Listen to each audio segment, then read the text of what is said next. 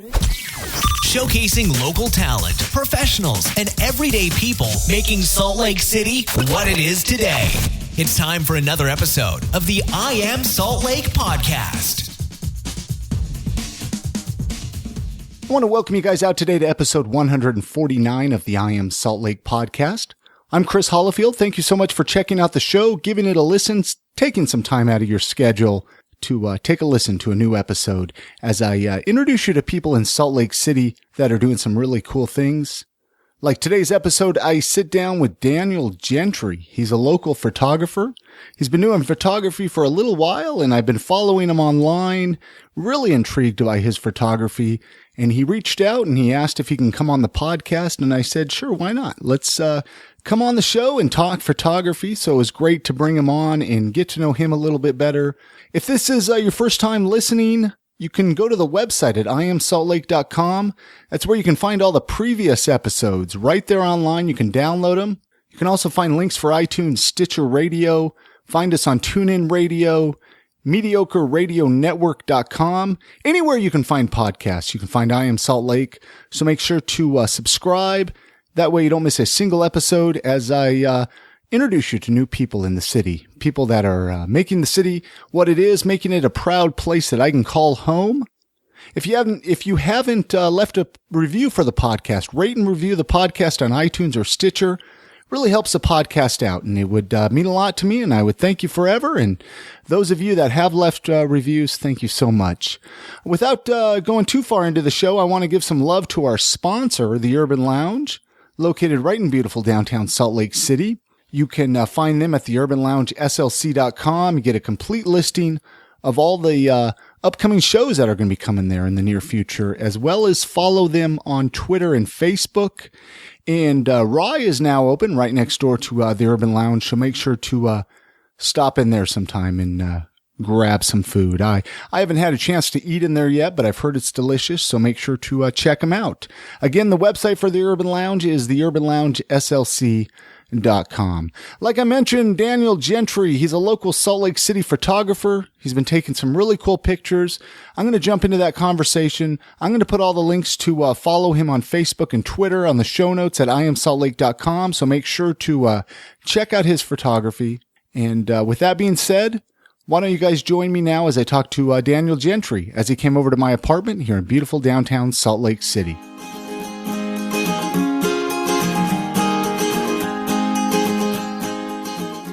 Daniel Gentry.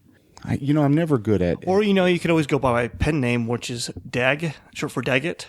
D-A-G. Okay, Daggett. Now, well, let's start there. Where did that name come from? What, Daggett, you have a pen name. What is the reason for a pen name? Well, it didn't come from the county, Daggett County in Salt Lake, over in Utah, right? Well, it actually came from a cartoon called The Angry Beavers, which was on Nickelodeon. I don't know if you remember that. I don't remember that. I guess that passed my generation, but you never watched Doug? No. Rocko's Modern Life? Any of those? No. None of those 90s cartoons? I was born in the 70s, so by then I guess I wasn't really watching many cartoons. But well, what's your story? Where were you born? Were you born here in Utah? I wasn't born in Utah. I was actually born in Japan. In Japan. Share that story. Why Japan? I mean, how did that happen? I mean, you're like a military child, or what were your parents doing in Japan? Well, I get that every time people are like, "Oh, are you military brat?" Like, no, I'm not a military brat. And I was born there because my dad taught English there, so he was teaching for about a year, and then I was born there, and then 6 weeks later I came back to Utah. Okay, so you didn't grow up. You didn't have a childhood in Japan. You have no memories probably of even existing in Japan. Have you been to Japan at all? No, not since then. Okay, so you came to Utah at 6 weeks old. You've lived here pretty much ever since. Yep. Never moved out of the state of Utah. Brothers or sisters? Family? Big family? Small family? Single child? 2 brothers, 1 sister. 2 brothers, 1 sister, and you grew up right here in the Salt Lake area. Yep, I grew up in Sandy area. Okay, and I'm going to jump right in. I mean, the reason I have you on the show, you're a photographer. Yeah. Mm-hmm. You're doing photography here in Salt Lake. And I mean, I've been watching your photos for a while. I mean, I'll have to admit, and I know you've sent some messages back and forth, or we've sent messages to each other back and forth with your interest of coming on the podcast. And so that's why it was, nice to be able to sit down with you. Let's start at the beginning of a photography even. I mean, because you haven't been doing much with photography for very long, have you? Or when did that start for you? Well, I mean, I've always had an interest in light. Like back in elementary, I was doing stage tech, the lights, flipping them off and on, for lightning during a Midsummer's Night's Dream by Shakespeare.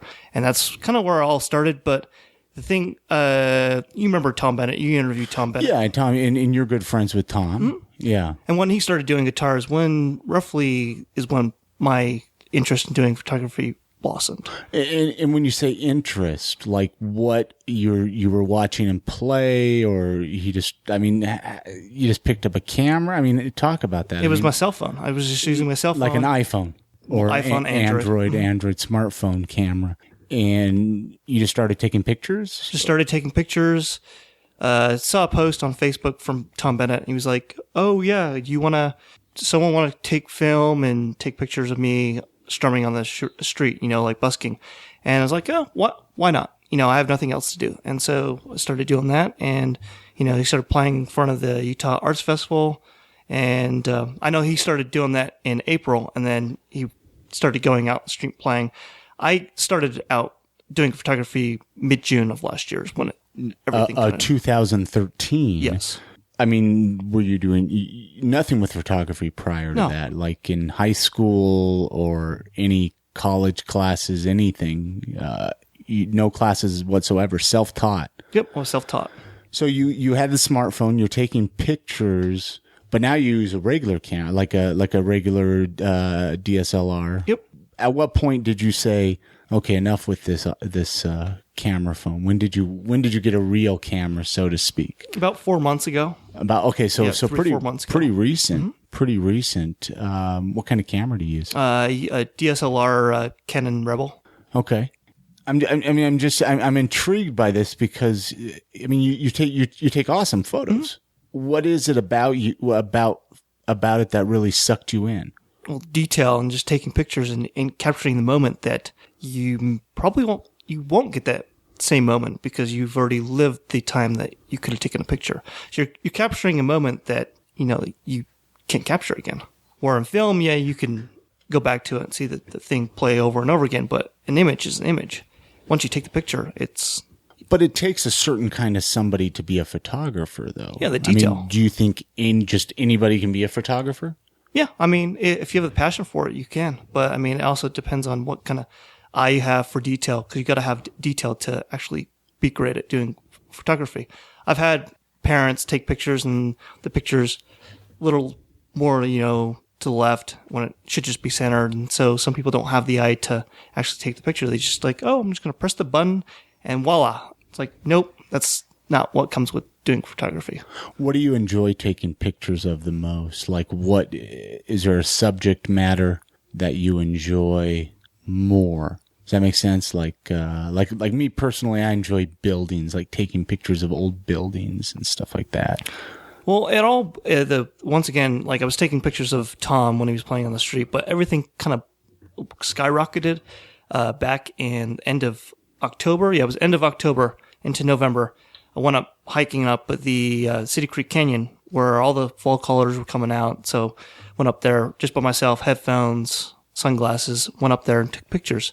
And the fall colors were awesome. And then I was up there at sunset, and that's where I got all those photos. And that's when it skyrocketed and people were buying my images. These were images that I was taking with my phone. I wasn't taking with a DSLR. I was taking it with my phone that I use to call people, And I was able to sell those images. Where were you selling them at? I was selling them to just people I knew, friends, family that wanted it for Christmas gifts.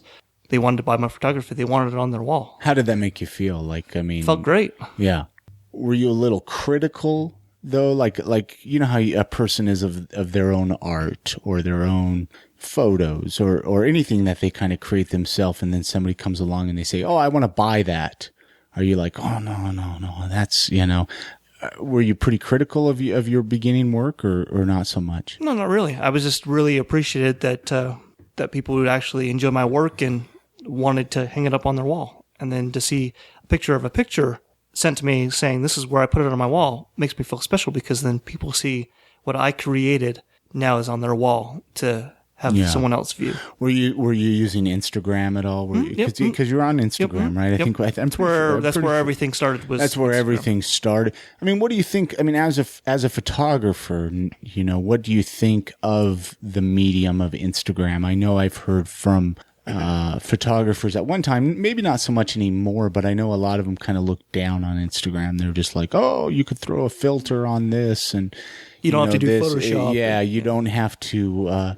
Anybody can just automatically think they have a killer photo because there's so many filters. And I mean, do you think Instagram's a good tool for photographers? Well, it's a startup tool, but to be an actual photographer, you got to learn how to actually play around with images, because you can't just say, once again, voila, it's a finished image. Like, no, you have to do all the little things with Photoshop or any of the open source applications that you can use nowadays, which is plenty out there. What do you use to edit photos? Just like Pixel Express, which is like, an app on the Android, but also like, the Lightroom, and a couple open source programs that you can just download, like, GIMP, but stuff like that. Well, I'm just even thinking for people listening that might be interested in finding these programs, because I know myself, it's like, okay, what do I use? I'm not an expert with Photoshop, but I'd like something to, clean up some photos. Like, do you use a Mac or I used to use Windows. Windows. What GIMP you said? Well, you can use GIMP, but trying to figure out the actual program. I know I use Lightroom a little bit because people are like, yeah, it's pretty cool. It's a little bit different than Photoshop, but for the most part, I'm using, because I'm always on the go. So when you can do a mobile app and actually edit your, photos on the go, why not do it instead of set it? Do you edit your photos on your phone that you've taken with a regular camera? Yes. Really? So all I do is I download it to my computer and upload it to my phone, and that way when I have downtime at work, I'll just start editing the photos. But do you find, though, like with a little screen, I don't know what kind of phone you have, but I have an iPhone, and I find with that little screen sometimes it's tough to edit a photo. You can zoom in it. Yeah, you're right. I that's why I think, well, maybe I need an iPad or something. iPad too. Like, tablets are great too. Do you use a tablet too? Not anymore. I just use my phone, and then I'll go on the computer too and play around with it on Lightroom and the different open source programs. Like, if you just Google like probably open source photo editing, it'll give you a list of different ones you can download. And so just kind of find something you like, something you're comfortable with. I mean, for a person. So, I mean, you being self-taught, do you think that classes, a person needs to even take classes to be a photographer? Because I took a class. I took a class and it was horrible. Yeah. Well, the thing is, classes are great. I never took any classes, but additional education is always great. So I'm saying, if you can take the additional education and it's not costing you a penny or arm and a leg, do it. I mean, it's more the better. You're continuing educating yourself on stuff that you may or may not know. But then you also have YouTube, and then like just different web pages that you can actually take a look at.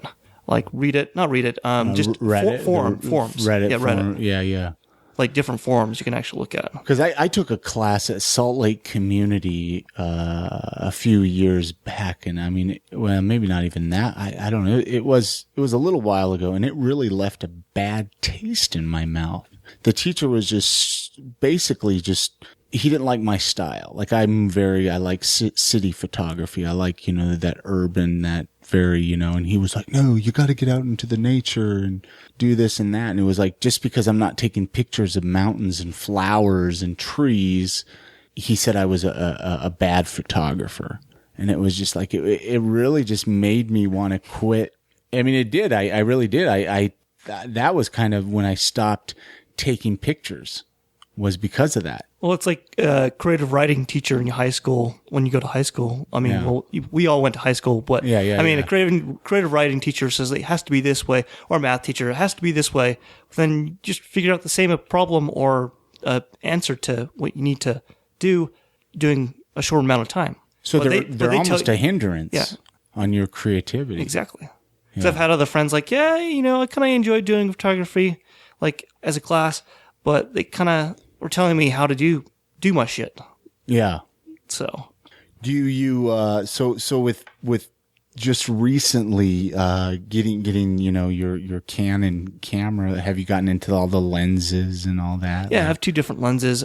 Just actually found out that my brother's going to give me 2 different, one new lens, which is a 100 mm to 300 mm, and then I forget the actual whatever the f-stop, whatever the size of the lens and everything. But he just told me he found it when he was flipping a house. And he's like, what kind of camera do you have? Like, I have a Canon. Like, yeah, that's just a Canon lens. Like, oh. And we also found a flash, like one of those diffusers too, and a bag. We're all found in the house that he was flipping. Really? Yeah. Wow. So you scored there. What about film photography? Have you dabbled in film photography at all, like with dark rooms or anything with film or? Actual developing film. Yeah, actually developing film and using a film camera. Actually never have, but I still have an interest in doing that because that's where you get into actually doing. It gets even more unique because you have to make that. If you take that image, then you can either make it. My friend showed me how he did it, and it's a lot harder than taking digital images. Oh, it's extremely that class that I was telling you about. We did some stuff in a dark room, and just to get the lighting right and the exposure and all that, it's like, wow, we have it so easy with an app on our iPhone or on our computer to change all of this. And I mean, one screw up. I mean, a paper for what's the word I'm looking for? Like just a sheet of paper. I mean, that's like $1. So you screw up and, it's $1. And then with digital photography, it's like you could take 100 photos and it doesn't matter if only 10 of them come out. I mean, do you think that digital photography makes people a bit sloppier? Maybe they don't take as much time with taking a photo? Not necessarily. You have more of a selection. So, I mean, with doing actual film, you have to okay, be straight, as, you went through grade school, you had to be straight, firm when you took the photo. But with digital, you can take as many images we screwed up on that. Let's do another one. Let's do another take versus, we just went through a roll of film. You have to pay for that. Plus we got to retake that photo. And, the digital age has changed a bunch of things with photography, I think. I think it's opened up a lot more. I mean, just even how we all have access to cameras more. I mean, I think more stuff is documented. I mean, would you agree? Yeah. I mean, like even with cell phones, I remember when iPhones first came out and it was like, well, why do you need a camera always in your pocket? And now it's like, gosh, I use it all the time. Yeah, it's like car accident and then you're first on the scene. So you take the picture. Yeah. And I noticed on your Facebook page, do you dabble a little bit in video too? Or is it just, what are you doing anything with video or no? Not really. I've done video of Tom playing on the street kind of thing, but, not necessarily. I'm more going towards just doing, photography where I don't think I could do both, but I haven't tried. I just don't really have any ideas like film wise. Are you talking about actual movies? Not even that. I mean, I've just seen some videos posted on your page. I didn't know if you were going to try to get into filming. I don't know, just stuff in the city or just, capturing art that way, versus just with pictures. Oh yeah. I really haven't thought about it, but that would be kind of cool too. But for the most part, I love photography because you capture the image, where video, you're capturing a moment in time of what's going on. Mm-hmm. But I more towards going toward doing actual photography than the film. Where would you like to see yourself go as a photographer? Like, where do you see yourself in a year even? A year? We'll just see where it takes me. Yeah. I mean, it's going to be an adventure nonetheless, I might be going on tour with Tom Bennett on his next tour. Right now he's on tour through the South, then he comes back, and then maybe in August, September, when he goes on tour again, I'll be leaving my job and actually going on tour, So why, like, what would stop you from doing it? Why, like you said, maybe, like, let's hear it. Yeah, I'm going to do it, man. Like, what's stopping you? Once again, I don't know what the future holds, but yeah, if I had the chance, hell yeah, I'll go. So. And where is that? That's just like a West Coast tour. Actually, he'll be touring like the Midwest states, like Arizona, hit and miss, different states too. I don't know what he's got planned, but yeah, if they plan on going on another tour and I want to go, so if they have room for me, I'll definitely go for the 2 weeks. Yeah. Just jump in. Where did the name Grain of Truth? It was kind of my brother's idea. Because, I was talking to my brother, like, I don't know what to actually call. Like, I had the name, I don't know if you saw the other group called Dagnammit Photography. I might have. Well, that was kind of like what I was using till I actually decided to actually go by Grain of Truth. But with Grain of Truth, there's grain of truth in everything you do and everything that in life. There's always going to be a tiny bit of truth. And even if something that's not true, there's going to be truth in somewhat.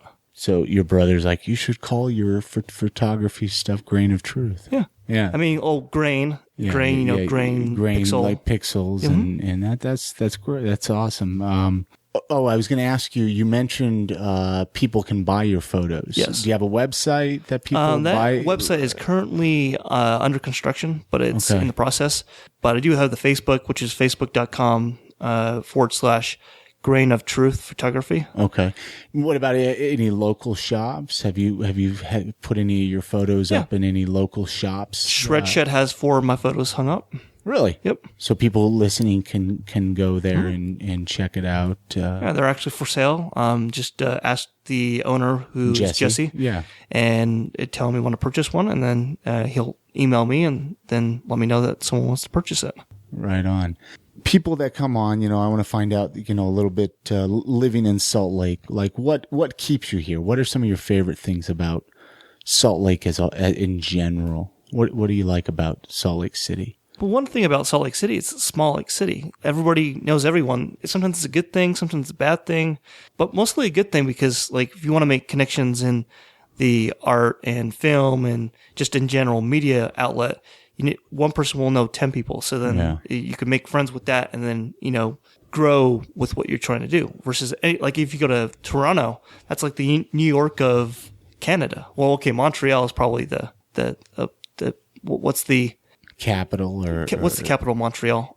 Was Montreal the capital of Montreal, Quebec. Quebec, yeah. So I think that's the actual big capital of Canada, but Toronto is like the big city of Ontario. So went there like 8 years ago. It was pretty cool. Yeah. Pretty cool experience. But you could get lost there, and Salt Lake's kind of got that small town feel in a bigger city. It is funny because, like, if you look, like, especially on Facebook, when it connects everybody together, like, who are your mutual friends? It's like, seems like everybody in this city knows everybody. Truly, it's very mind blowing. What is something that you would change? Like, if you could change something about Salt Lake, what would you like to see different?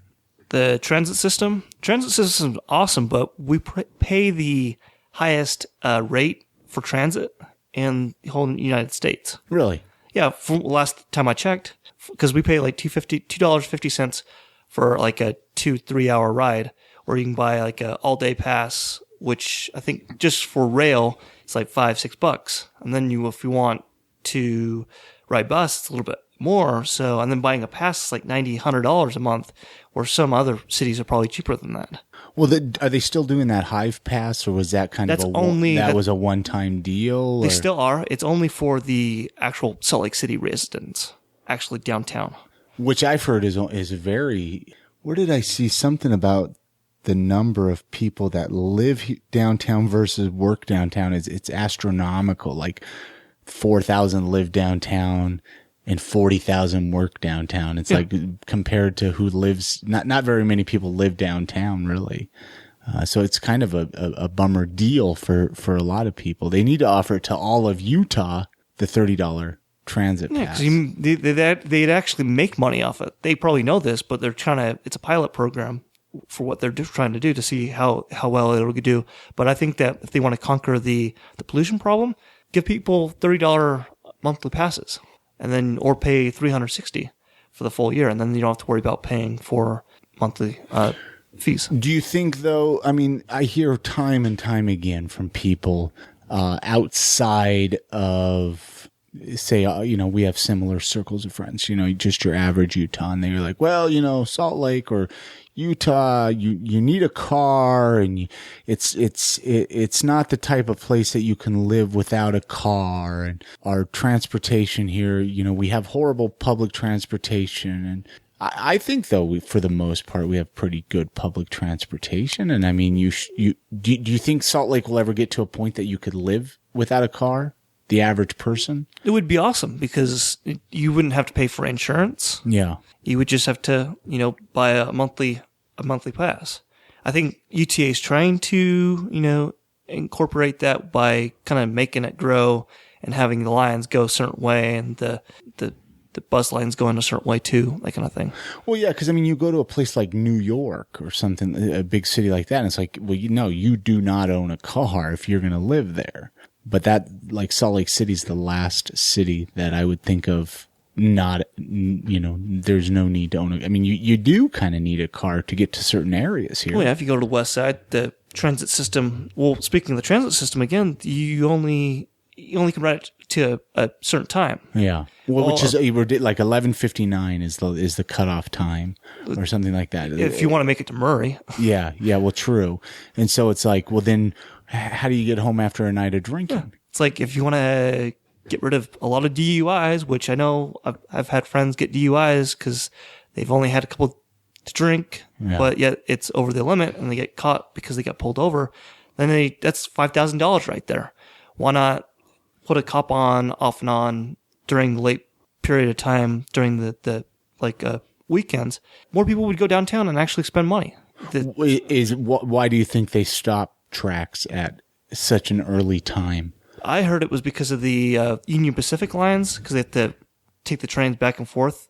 I think that's true. That the Union Pacific line, because they use the same line. Yeah. They share the lines with that. So that, I mean, almost makes sense, and also kind of maybe not so pissed off at UTA because it's like, well, it's kind of out of their control. Would you say? I mean, if they have to share it with Union Pacific. Or just work a way around it. Yeah. There's ways of working around it. Like if there's a train and the track's train has to wait 5-10 minutes, that's still saving a $5,000 ticket that someone could get for DUI. Or they need to make more bars, more neighborhood bars. Take so many of the bars are downtown. So these people in the surrounding cities, Sandy and wherever, they all have to come downtown. I mean, I guess there's bars in those areas too, but do you think the alcohol laws in Utah, I mean, do you think they're kind of silly? Yeah, and especially, did you hear about the snowbird thing? I vaguely saw that Oktoberfest isn't going to have any beer at it or something like that, right? Is that true, or is that giving limited single alcohol beer licenses or from the DABC, which they're giving that to the Brewfest, which is in August, and so conflicting between that and the Oktoberfest, which it's not going to be Oktoberfest without beer. It's like, bratwurst and everything, but you got to have beer it's Oktoberfest. Why do you think, or not why do you think, what do you think? Do you think our liquor laws in Utah will ever change? I mean, they have. I guess they have changed, but why do you think they're so afraid for the change here? In your opinion? Oh yeah, I mean, in Salt Lake downtown area, I think it's more liberal than it is conservative. Yeah, well, absolutely. Yeah, and then once you get out of the downtown area, it's more conservative because you got families that are growing families. Because we're a religious state. Yeah, very, very more Mormons and stuff who technically are against drinking. But I think we need to wake up and we need to change our liquor laws. Oh yeah. Or we're gonna lose tourists. We're gonna lose tourism dollars. People aren't going to want to move here. People aren't going to want to live here. I mean, when you go to a liquor store out of state and you see what we're paying here for liquor, it's ridiculous. And then they're still closing liquor stores. Well, maybe not still, but they did, And it's like, we're making money from these liquor stores. Yeah. I don't know. They keep on, and then they put tax on it too. So you're making more money off the liquor and beer sales. So I mean, I could go on a tangent all night. The liquor laws here drive me bonkers, and I'm not even really that big of a drinker. That's what's crazy is you ask anybody. I mean, I enjoy a good beer from time to time, but it pisses me off because it's like, you guys want to bring revenue to the state. Let's change some of these silly laws. Do you have a favorite local beer you like? What's your favorite local beer? Until I had actual the beer from Epic is when I started being kind of beer snob. My friends like, oh yeah, I'm kind of a beer snob. Like, why is that? Like, taste this. It's like, oh my god, it's an awesome beer. They do really, really great crafted beers. But the sad part about Epic is that Salt Lake wouldn't let them grow, so they had to move one of the big breweries out to Colorado. So there's a brewery in Salt Lake, but then a bigger brewery to do everything else for the East Coast. Explain that for people listening that might not be familiar, because I'm not 100% familiar with the story. Do you know much about the Epic story of them not allowing to grow, like? It was for like expansion, right? Yeah, they wanted to expand it so then they could make more beer because the demand was high for it. And the city wouldn't let them do it. Mm-hmm. Do you know why there was? Or you're probably the section of land because there's like houses. But they'll let the refineries hang out in North Salt Lake, right? And pollute our air. Exactly. Go figure, right? You get pretty involved with like all the clean, because I know Tom has. I was up there taking photos. Were you? So when at that clean air rally that Tom Bennett played out, like I know I've had Carl Ingwell on the show, and then Tom was talking a little bit about it. You were up at that rally taking photos. Over 5,000 people, which biggest rally that Salt Lake's ever had, or Utah in general has ever had. Yeah, it was great that the turnout and people were fed up with how bad the air was. But in my opinion, I think it's everything. It's not just the refineries, it's cars. We live in an area where we live in a bowl. So, I mean, unless someone was to install big fans on, the top of mountains from they blow it out, or just cutting a big section of the mountain to air it out. But that's not going to happen. Yeah, we need to wake up. I mean, more and more people are moving here. More and more jobs are opening up. Something needs to be done. I don't know. Well, they move here because the tax is cheap. Yeah. So what else? I mean, besides photography, what are some other hobbies and interests of Daniel's? What do you like to do in your spare time? Spare time? Well, I mean, as a young kid, I was always interested in music. Yeah. Not really talented in the music aspect, but the listening ear. And back when I was young, I would listen to classical music and then went into different types of music too. When I was like 13, I wanted to be a radio personality, do what, the radio DJs were doing. And so when I was 14, I got the chance to do job shadowing Todd Newcomb over at X96. Oh, yeah. We talked a little bit about that. So how did you were 14 years old? 14 years old. And how did that happen? I just made an excuse to my ninth grade teacher. It was my ninth grade teacher, or ninth or 10th grade teacher. I forget which year it was. I told him during the UEA weekend, can you just sign a sheet saying that I for job shadowing, for then I can job shadow this? And he's like, sure, I'll sign it. And so he kind of let me do it as an assignment, and so I was able to job shadow Todd Newcomb over at X96. So he showed me all the knobs and how things worked, and I got to see him actually do his thing, and he's just like, yeah, I get paid to sit on my ass and play music. Like, oh, that's the dream job. Like, I don't have to really do anything besides talk and, press buttons and listen to music. Like, isn't that a dream job? Listening to music 24/7 while you're working? Oh, you would think. I mean, it would be my dream job, that's for sure. Well, that's why you're doing a podcast, right? Well, yeah, I do it for the ladies, but no, I'm just kidding.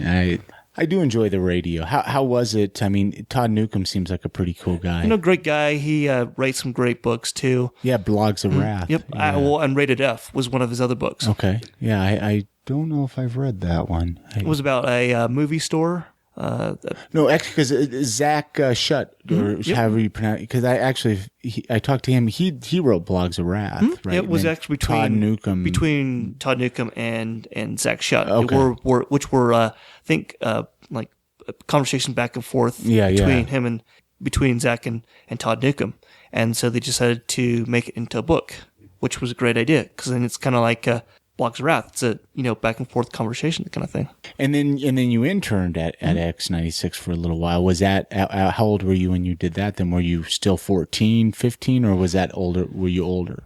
Well, I mean, 14, 15, and then kind of kept on. I used to win a bunch of stuff from X96. I would call up and either Corey or Brian or Todd Newcomb would pick up, and I would request stuff or win tickets and such, but they would always know me as Todd would call me Dan from Sandy. Oh, Dan from Sandy won this, da-da-da-da-da. And that's kind of how I was known. And then later he called me Daggett because they had a chat room, and that's how I got to know the DJs a little bit more in depth, as well as get to know other people that liked Radio from Hell.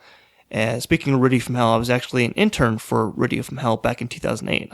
Well, yeah, that's what I was curious of, how old you were. So this was pretty recent. This was right after graduation. Like literally like 3 months after graduating high school, I stepped into that.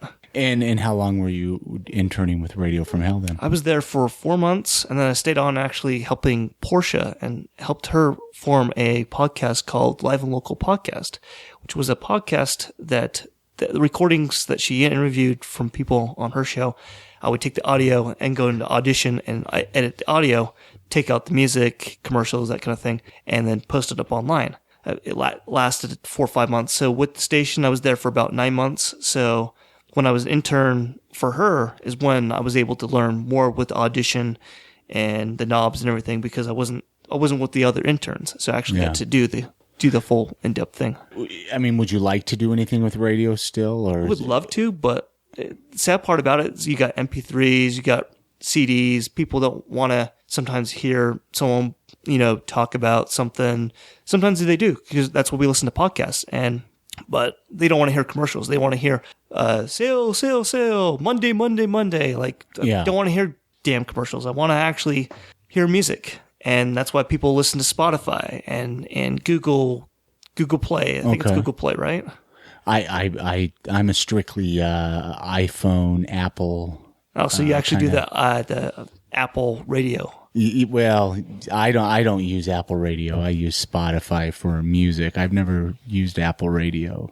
Are you talking for podcasts or for actual music? For music, Spotify for music. I mean, podcasts. I just use the I don't know, what is the podcast player on the phone? Wasn't it Stitcher or something? Well, there is Stitcher. It's just podcast, man. It's just the podcast app, and then I just do a search, and do you listen to many? I listen. I subscribe to.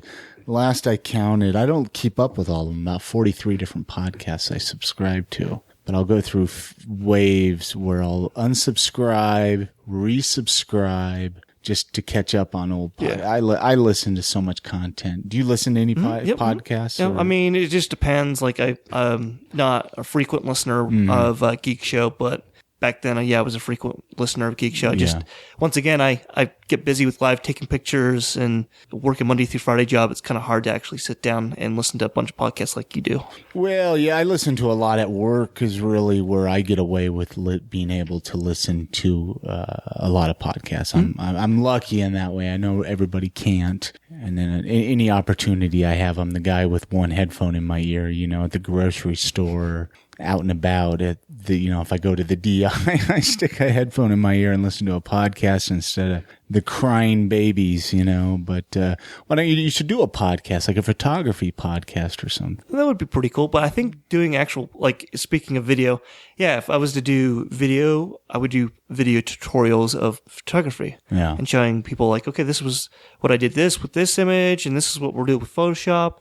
I've seen several videos like that on YouTube, and it actually helps people because they're like, oh, how did you do that? And then they show you from start to finish. What's your favorite, any local, like, eateries, local eating spots? I'll ask people this question a lot, recommendations. favorite places you enjoy eating? Yeah, Zest. Zest. I have not eaten at Zest yet. I have not been there. They're on my list. Are you vegan or vegetarian or anything? No, but the food's delish. Great place. I think during weekends they have live music. Like DJs. Wednesdays from 7 to 10, you got the Good Old Time, which is Tom Bennett's event. Which every Wednesday, which is actually even tonight, we could have gone down there and checked it out. Gosh dang it. No, I've been meaning to go check it out, and because it's a free event, right? It's a free event, and they sell beer, and you get beer, a full liquor menu, so you can get whiskey too if you really wanted, and then get some food. Any other favorite eating spots that you enjoy? Just because, even people listening to this, they might be new to Utah. They might not be familiar with Utah. Yeah, I don't know. I believe it's Etse. The pizza. Yeah. Este Pizza. Mm-hmm. Pizza. Yeah. Delicious pizza. That pie hole. I guess I'm a big pizza fan. So, that Lisa's Pizza, grew up on that pizza. That's local. They've been around. They were with Hires Big H. Yep. I actually worked at a Hires Big H years ago down in Utah County. They only have the one up here, I think. Is that one even still open up here in Forth South? Yeah. The Hires Big H? Yep, Hires Big H. Now they've kind of put it together, Lisa's Pizza and Hires Big H together as a, you go out to West Valley, West Jordan, wherever the locations are out there, and they kind of put it together. You've taken a lot of photos of downtown Salt Lake. What do you think of the direction that they're going? It's great. I have images way before they started tearing down all those buildings, and they're almost done with the last frame, which they're supposed to bring in 2 of the biggest cranes in Utah to Main Street to take that big frame in a couple pieces. What did it depress you at all when you saw some of the older buildings being torn down, or are you kind of excited to see what some of the new architecture brings? Demolition. No, not really, actually, because I worked right across the street from where everything was happening, so I had front row seat to actually see what was going on. Lucky. Yeah, so it's that's why I got all the good images. I'm just going to go to the 6th floor, go into someone's office because they let me in there, and I'll take a picture that most people can't because the only picture they can get is down the street level. And so I have a lot of those great photos that were up high.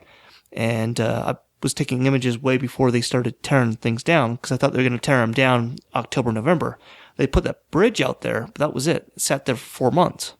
And then January, February rolls around is when they decided to take out the trees and put up the fence line. And I don't know where they even planted those trees. They said that they replanted them, but yeah, they're just doing that for tree friendly people. Don't kill the trees, and so we'll transplant them somewhere. They never actually said where they're going to put them, so I don't know what they actually did with the trees. I hope they transplanted them because they were nice trees. They're big trees. Well, where can people find you? I mean, I know you post a lot of your pictures on your own Facebook. Mm-hmm. Yep, Facebook. I actually have an Instagram. It should be Daggett123. And that's just spell that out. Dagget 123. Okay. Twitter is Dagnamit13. Okay. And I always try to get the links on the show notes too for this episode. Mm-hmm. And then Facebook, can anybody add you on Facebook too? On your personal Facebook? Yep, Facebook.com/Daggett13. So it's Dagget 13. And then you have Grain of Truth Photography has a fan page. Yep. So go and like that page. Yep. Go like that page. We got over 200 likes now. Yeah, and I just gave away a free photo shoot, which we're in the process of setting that up. We actually, before we completely close out here, you're doing some different photo shoots for people. So if somebody wants to hire you, you're hireable, I guess. If somebody has, what are some photo shoots you've done? A couple. What have you done photo shoots of? Well, once again, Tom. I've done a bunch of photos of Tom, so I have a lot of photos of that. I've done scenic photo shoots up by Ensign Peak. Did those photo shoots for Stars of Unique. Great modeling company. They promote local companies and businesses with what they do, and then just doing other photo shoots and scenic landscapes. So I do the broad spectrum of everything photography, except for weddings. I've never done a wedding. Which is kind of, there's a gazillion of them here in Utah. Well, let's get on that. So if somebody's listening is getting married, let me know. Let Daniel know. We'll put all his contact information on the website. You don't have a website? Once again, it's under construction, but it's just www.grainoftruthphotography.com. Yeah, so you keep an eye out for that. Yep. Follow him on Facebook. Follow him on Twitter. I'm serious. If you're listening to this, look at his photos, because they blow me away. And I love city photography. And if anybody's listening, they know how much I love it, with the instawalks that I've organized and all the older Instagram photos that I used to take more pictures of. And so I'm quite jealous of some of your photos that you've taken. Well, a coworker of mine kind of reminded him of Ansel Adams, which he did all the black and white photos. Uh-huh. You know who Ansel Adams is? Yeah, absolutely. Yeah. And I was like, who's Ansel Adams? Like, go and Google it. And then you'll understand what I'm talking about. So I went over and Googled it, and I was impressed because all of it was black and white, but you can tell they were taken at different times. So you can take a black and white photo at different times and have a whole different spectrum of lighting, which is amazing. Well, you need to come out to one of my next instawalks that I do. Yeah, I missed that last one. I don't know when the next one's going to be. Did you just do it yearly or just whenever? No. Was it 2 summers ago? It must have been 2 summers ago. We used to do one a month throughout the summer. And then I think last summer we did a handful of them. And I've been meaning to organize. It's very seasonal. Who wants to go out and take it when it's snowy outside, I'd like to do some more, this summer. We did the one, it's been April. It was April-ish. So wow, I do need to get another one organized, don't I? So what is the instant walk? Is it instant walk? Well, you just walk around taking images? Yeah, let's talk about that here now. For people, because, they'll see me post, come to the Instawalk, and they're like, what the hell is an Instawalk, Chris? So, when I first heard the terminology Instawalk, I was following other people from other cities on Instagram, and they would say, "Oh, we're having a Detroit Instawalk or a Miami Instawalk." And so I was like, "Well, what is this Instawalk? What is this all about?" So I started researching it, and it was when Instagram was only even on the iPhone, it wasn't even on the Android market. So this was years ago. And so I was like, what is an Instawalk? So I looked it up, and it, it's just like a photo walk. A group of people get together and take pictures. Sometimes you'll split off into other groups and kind of go your own direction, but you have kind of you have a starting point and a meeting point. And the reason they call it an Instawalk is because it's a very, more people are using their smartphones and posting them to Instagram, but we get a lot of regular, when I say that loosely, regular photographers with cameras and all that come out to the walks. And that's pretty much what it is. Just a group of people. We have a meeting point. We say, okay, it's 3:00. At 5:00, let's meet here, or 4:00, whatever time we decide to wrap it up. And what's fun about it is you can meet, it's just a great way to meet new people. And I know, I feel like every time I try to explain it to somebody, they're like, well, okay. It's a blast, though. You meet new people. You go to an area like maybe a Sugar House or a Salt Lake, or whatever area you decide to go to, and you're exploring it, and you get to see maybe stuff that you might have missed, which I'm sure you discovered as a photographer. Well, yeah, and walking versus driving, you see so much more. Yeah. You drive a car and you pass all this amazing, I'm a big fan of graffiti. I love graffiti. I love to see all that. Like the wall on right across the street from Johnny's. Oh yeah. I'll get lost down that alleyway. You're talking about next to Feist there, right? The Galleons. Yeah. But yeah, I love like street art, graffiti, all that stuff, stencil stuff. But so Instawalk, it's just, it's just basically a photo walk, but they call it Instawalk for Instagram, and then we'll have usually a hashtag.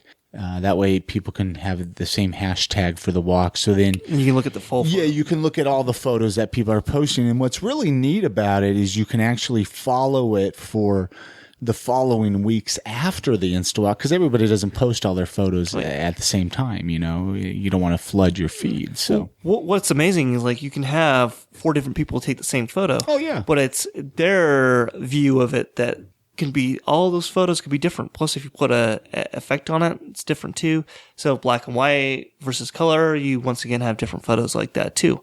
So it's pretty cool that you would think like, oh, if someone's going to capture the same image I have. Oh, I get pissed off when I see a photo at an Instawalk and I'm like, how did I not see that? Come on. How did they see? But it's like I could have angled my camera right there, and it would have been so much cooler if I would have done that. Because you've seen my train photo, right? Mm-hmm. With the building, so it looks black and white, but it's just nowadays with the UTA, the tracks train, but I tilted it, so it's just on its side, but it looks like the train's coming at you. It's all, like you said, perspective, angles. It's amazing what going up a couple inches will do or going down a couple inches will do with a camera. Yeah. But anything else you want to talk about before we wrap this up? I've enjoyed sitting down and chatting and getting to know you a little bit better. Let's run down all the ways, Facebook and Twitter. I'll put all the links on the website. Go down to Shred Shed. Yep. You can see some photos. I shoot photos every Saturday night over at Inferno. I don't know if you know where Inferno is. Yeah, down there, Pierpont. Yeah, right. I shoot photos Saturday night. They have one of the U92's DJs DJing there. It's always packed, so I'm always having fun taking pictures of gorgeous girls. It's packed with a bunch of people. Would you get hired for that, or what? Yeah, I was hired for that. Really? Yes, I get paid every week to take pictures of people. Are these photos posted somewhere? Yeah, I give them to the owner, but they're working on posting them online, is what they've told me. So, that's great. Yeah. So it's a work in process. So come on down there on a Saturday night. Yep, and come say hi and say, hey, I heard you on the podcast. Like, oh, thank you. How did you think of it? And then, we can casually talk and, buy a drink and have some fun Saturday night. Change it up a little bit. I've only been to Inferno one time. I went there for the Santa pub crawl. I don't know if you remember. I know that, where you hit different. Yeah, you toss out candy to the people that are drinking at the bar. They like. Yeah, I dressed up as Joseph, and then I was with a girl that was a pregnant Mary. So we were Joseph and Mary wandering the streets of Salt Lake. And that ball crawl is pretty popular. Yeah, there's a lot of drunk Santas that night. Yeah, it was quite the night. But Saturday nights, come on down to. How long have you been doing that for? I've been doing that for a couple months now. But the great people to work with, and it's always a blast down there. And then sometimes I'm down taking photos of Tom's event, and there's more upcoming events as time goes on. I'm trying to get a couple different places. So if there's any clubs or restaurants that need photos done, be sure to let me know. I'd be more than happy to do that for them. I hit you up, and what do you have a good email address that people can get you at? I'm just the Bad Religion 13, like the band Bad Religion 13, which is just 13 not spelled out, at gmail.com. Well, thanks a lot, Daniel. I'm glad I got you on the show. It was fun to talk photography. All right, that's going to do it for another episode of the I Am Salt Lake podcast. Again, you can find us online at iamsaltlake.com. Follow me on Twitter. Follow me on Facebook. Just search for I Am Salt Lake. I'll keep you guys up to date on anything and everything going on in Salt Lake City. We're in summertime, a lot going on, and I want to keep you guys up to date. Feel free to call that voicemail line up, 385-202-5926. Let me know what you love about Salt Lake. If you just want to say hello, if you want to yell at me, if you want to leave some constructive criticism, call up that voicemail line, 385-202-5926. There are a few ways you can help out the podcast. If you haven't had a chance to rate and review in iTunes or Stitcher, that really helps boost our ratings and gets the podcast exposed to more people. Also, feel free to share this episode or any other episode of the podcast on your favorite social media site. That way your friends and family can find out about the show as well. Also, feel free to donate $1 or $2. It helps keep the podcast alive, helps keep it moving forward. Just go to iamsaltlake.com/donate, hit that PayPal button. And like I mentioned, even $1 goes a long ways to help keep the podcast going. Going on 2 years of doing I Am Salt Lake podcast, almost hitting episode 150. It's coming out next week. And I love each and every one of you. Thank you so much, everybody, for your support, for your emails, for the constant love. You guys have a great week, and we'll catch you guys again very soon.